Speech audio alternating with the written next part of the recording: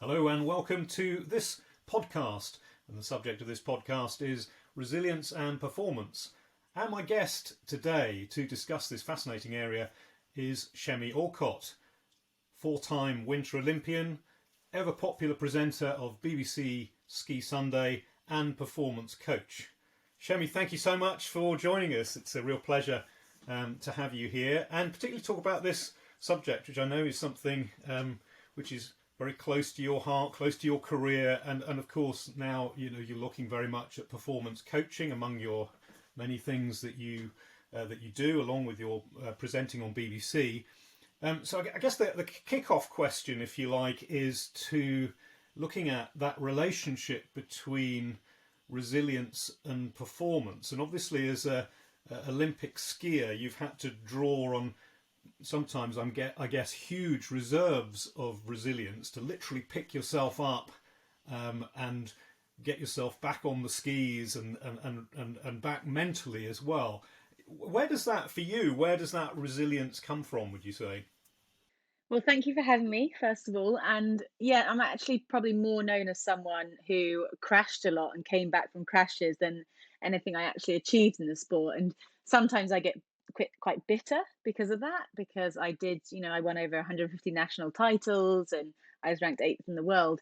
But actually, in terms of a life skill, having learnt how to pick myself up when I was at rock bottom in terms of sport, away from my sport, enforced injury, funding issues, to have that fight back has made me very proud of everything that I achieved, even though I didn't win.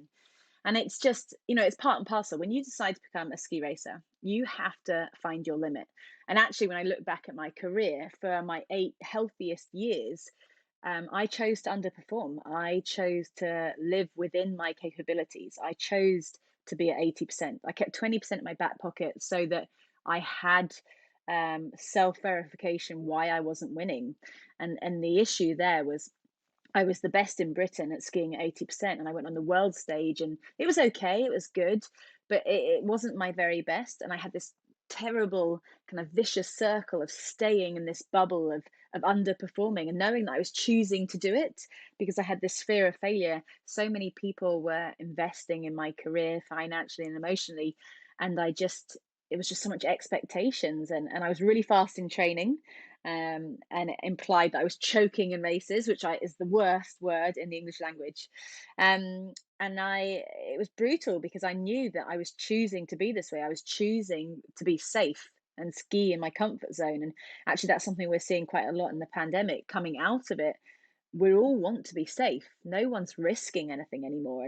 And I learnt in an incredible fashion how to risk and how important it was for me to risk. And if a ski racer can risk and you're skiing 90 miles an hour, then most people can go out there and push themselves a little bit, because then that's the only way of knowing how incredible you really are, is gaining personal growth from making mistakes. And how you make mistakes, you just got to look back and learn from them. And I live by this life motto that I never lose. Either I win or I learn. And I crashed a lot. I broke a lot of bones in my body. I fought really hard to keep coming back, especially for my 4th Winter Olympic Games. I broke my leg 3 times in the 4 years preceding it. But it was an incredible achievement just to be there. And it was hard because my whole career I wanted to win. And that last Olympics, I knew that I was going there, and I couldn't win. I had this massive metal rod in my right leg. I was definitely skiing and compensating, but I believed that I could still go there and be my best. And it took a lot of guts to do that. And I just think resilience is amazing. You grow through resilience because you gain resilience when you make mistakes. When you make mistakes in sport, you're talking broken bones. I broke my neck at 11. I broke my leg, compound tib fib. The bones actually went through my ski boot. And I look back, and those are the defining moments of my career. It wasn't when I won. You don't learn much when you win and succeed. You learn when you're at rock bottom and you look back and you realize that you've pulled yourself back before. You've gone on this roller coaster of life before, and you know that if you're at the bottom, the only way is up. And what do you mean by that 20%? You said you were only giving 80%. How did you evaluate that for a start, or is that just a sense or a feeling? Yeah, it's a sense. I'm quite intuitive. And I was pushing out that start gate and I was charging, but I was never on my limit. I never crashed. So for 8 years, I didn't have an injury. I was at my healthiest. I was finishing races the whole time, and skiing's a brutal sport. And 1 millimeter left or right, or 1 millimeter with your body weight inside, and you fall. So we should fall all the time when we ski, because that's how you know you're pushing your limit, and you're getting better. But I didn't do that. I skied safely. I remember my mum always used to say, when she came to the Olympics, she wouldn't be able to watch me, and she'd be like, "Is she safe? Is she safe?" And everyone would be like, "She doesn't want to be safe. She wants to be fast."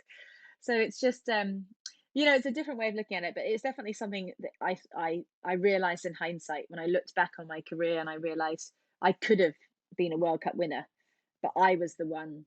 I had the talent, but mentally, I wasn't giving it my all. So, without wishing to take you to a place which must be quite troubling even now to look back on it, when you had those really serious crashes, and then obviously you then have that period of rehabilitation, both mentally and physically. How did you deal with that? Was anybody helping you, saying this is how you deal with these situations, or did that all come from a kind of inner steel of your own? I mean, the thing with bone breaks and injury is, you know that you will physically heal. Like, it's for granted. You might have a support team around you, a physio and doctors and medical staff, and they will help you get back. But you can't control the mental performance as easily. It's really tough, and you have so much focus on healing physically when you're hurt, that sometimes I got back to the snow and I clicked my ski boots on, and I suddenly thought, "Oh my God, what am I doing?" It was the first time. My process goal when I get injured is get back on snow. And then suddenly you're in the arena, and you haven't thought about how your brain is going to react, because the last time you skied, you crashed. So I think it's really imperative that you keep retraining that all the way along. I did loads of visualizations every time I got injured. I kept trying to bring my brain back into the sport. I thought about the tracks and the turns and the jumps. And yes, I had help along the way, but actually, I really believe that you've got to learn to help yourself. When I came back from injury during the latter part of my career, I definitely used the art of imitation. I looked over and I thought, right, I am really nervous. The odds are stacked against me, and I'm here, and fear is blocking me. So I wasn't Chemmy anymore. Every time I came out from injury, I thought, right, I'm going to be Lindsey Vonn today. Now, Lindsey Vonn was one of the best downhill ski racers of all time, and she was incredible at coming back from injury. Every time she came back, she skied with the confidence of someone who was winning races, not someone who just spent a year not skiing. So I channeled her. I acted like her. I thought how she did. I warmed up how she did. I didn't tell her this. We're friends, which is quite weird. And I didn't tell her this the whole time I was doing it. But every time I came back, I channeled someone else, and someone who was at the top of their game. And that art of imitation, what it does is it gives you this, you like cheat confidence. And there's nothing wrong with that. There's nothing wrong with going into an interview when you haven't interviewed for ages and going, okay, what would someone who knows they're going to get this job act like, be like, talk like? And that's what I do it all the time. I still get nervous today. I do a lot of things that I feel the fear with. But always I think, what would the world's best do? How would they feel? How would they prepare? And people think that's wrong because you're acting, but it's not, because actually just that belief in yourself grows and grows and grows, and then you no longer have to be that person anymore. You can bring it in and be yourself, but you realize that you've got all this confidence. Is resilience something that is stronger? And it's a difficult one for you to answer, but just in opinion, is resilience stronger in athletes, particularly those that kind of risk their life when they're doing their sport? Is that stronger in them than other people that you've had, that may be close to you? What's your opinion on that? Is that something which has to be there in a successful athlete? I mean, we have a lot of experiences of tough times, athletes, because there's a lot of injury, there's bad injuries, you're being helicoptered away. I broke my neck when I was 11, and most people think that that's doom and gloom, and then it's over. And all I thought about was coming back to the sport. So you have a lot of time to reflect and believe in yourself, because you have to. The one person who has to back you is yourself.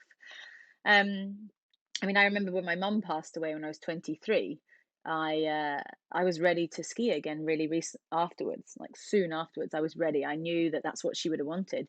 And a lot of people tried to protect me because this is something huge for young people to go through. But I had that not steely determination. I let myself grieve. I let myself heal. You're very self-aware when you're an athlete. Every day you wake up and you fill out all these forms. How am I feeling? How did I sleep? What's my pain like? You know, you have an unbelievable knowledge of your body and yourself, which most people don't have. So I think with that, you have the honesty to say, right, today is a tough day. How am I going to bring my best out today when I'm feeling like this, when I'm feeling at rock bottom? And I think because you can be honest and answering the questions, most people think they're not allowed to be weak or vulnerable. And I learned actually that being honest with that vulnerability helped me a lot during my career, especially when I was facing adversity. So I think I don't know if we're better at doing it than anyone else, or we have a higher level of resilience, but we go to dark places quite often, and so you learn the experience of how to get out of them. You said something in one of the videos I watched. You said that you had a close friend who's a musician, and you said you could see similarities between musicians and athletes. So where that's such an interesting point, because I'm keen on music and so on. Where is the similarity, if you like?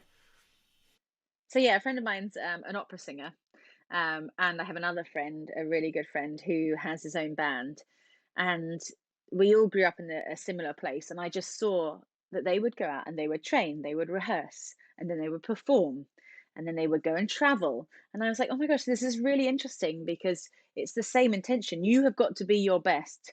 I mean, for me, it's a 2 minute race, but for them, it's an hour set, and they have to perform. They have to get themselves physically, mentally ready to go out there, and sport is entertainment as well, and to go out there and show off their improvements, their personal growth.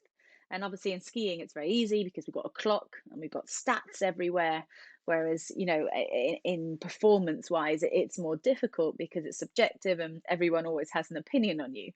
But it was a really similar mindset that I had with these friends who are musicians, because we had the same fears, we had the same struggles, we had the same focus on training and delivering and travel. And it was quite funny because I'd never really thought like that before.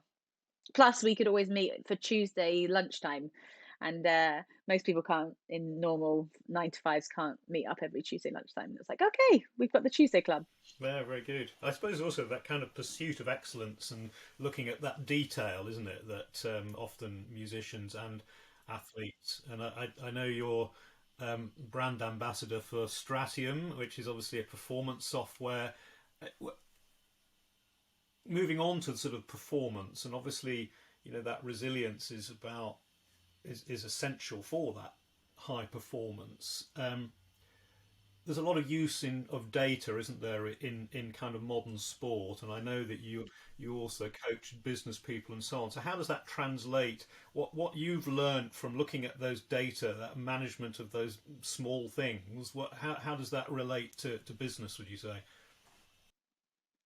I mean, I think life is about ticking every box. You have to uncover every stone in the kind of circle of performance in order to be your very best. I always talk about a cog, and you've got this cog, and every cog has a different attribute to your life or a skill set. And if one of those cogs is weak, then the rest of it will not run as efficiently.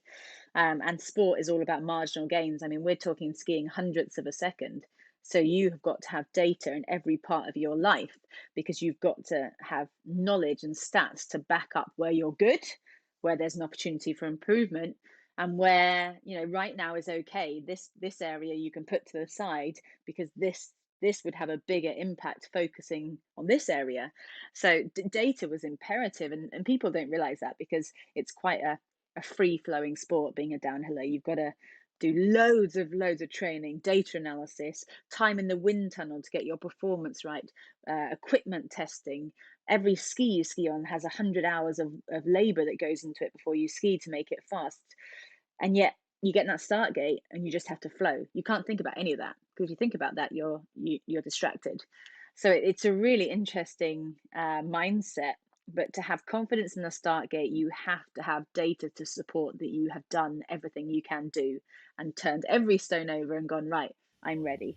And is that, when you look at that data, when you've been through, going back to the resilience, when you've been going through difficult times, does management of that data presumably helps you to overcome issues, or well, obviously come back if you've had Of injury and course. so on? Yeah, yeah, I mean, for me, I always remember that before the first race of the season in Solden, I would be so nervous and I could never sleep the night before. And I used to have this sleep monitor, and I'd wake up in the morning going, "Oh my gosh, I was awake all night." And this sleep monitor would tell me that actually my level of deep sleep, I hit my targets and I was fine. So I would be waking up panicking, going, "I can't race today. I've not done this, this, this," and this little armband would say, "Hey, you're ready. You're good." And even if you don't feel that, if you see the stats that support that you're at your best level, you will, have confidence in yourself more than, just on feeling. Feeling can be amazing. I'm a very feeling based athlete. Um, until things go wrong. And when things go wrong, I needed stats to give me the confidence that I was ready to be back. yeah. That's very interesting. It's interesting on the sleep, isn't it? Because we must have all experienced that, where you have something really important tomorrow. Many of the people who might be listening or watching this might be people who are. You mentioned interviews earlier. They might be going for a really important interview or whatever, and then you kind of go to bed and you think I can't get to sleep, and you wake up in the morning and say, "Oh, I've had a terrible night's sleep," but you've just proven very often you perhaps haven't. It's just that maybe the adrenaline starts running, I guess, and makes you think that you haven't. But yeah, go back to that marginal gains thing.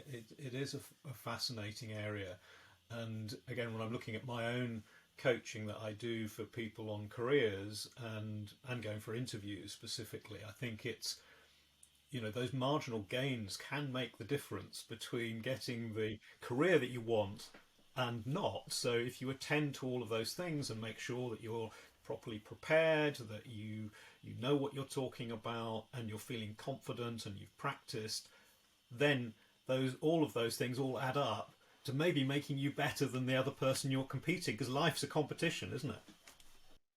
Yeah, I mean, if you can improve your cog efficiency each area by like a 2%, you will have a huge maximum benefit. And even if you're thinking, okay, I've done a slight effort on here and here and here and here, actually, them working all together, you won't realize how much impact you've made on your self improvement. But it's huge. It's massive. And sometimes we think little things don't matter, but they really do.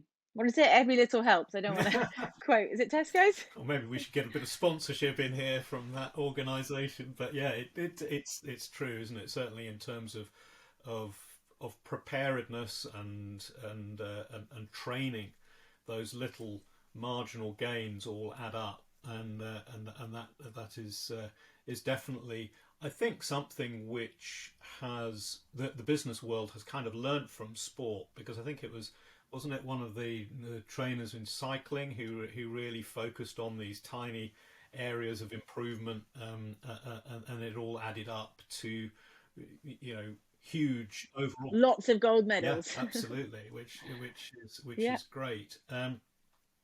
So when we were speaking offline, we were talking a little bit about fear, and I was thinking about that when you were saying how nervous you were sometimes, and and those of us that do sports in a very amateur way, the amateur end of what you do, because I'm a keen skier myself, but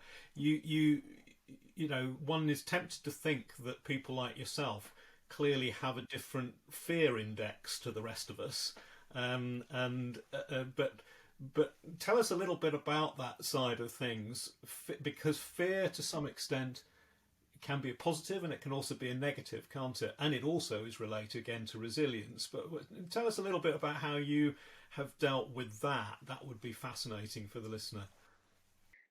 So, well, fear will only impede your performance if you're scared by it. Fear is something that we all feel, and like you said, a lot of people think that I'm a bit indestructible, that I don't overthink things because of what I've done and the sport that I've chosen. But I had lots of fear. I was always scared. It's natural to be scared. You're going 90 miles an hour down a mountain. It's ice. It's dangerous. I think you should be scared. You should have respect for the process, the mountains, and the danger. But if you are honest with how you're feeling with fear, then you can address it.